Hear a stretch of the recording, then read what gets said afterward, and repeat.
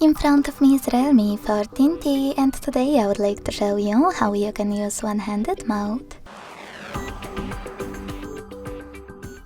Begin by opening Settings and scrolling to click on Accessibility and Convenience.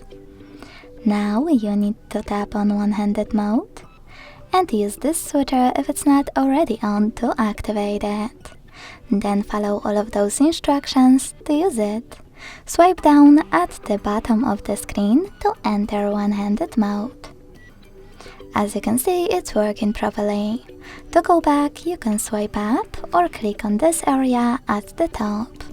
To disable one-handed mode completely, use the same no blue switcher.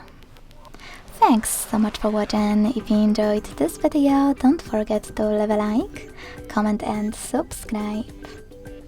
Bye!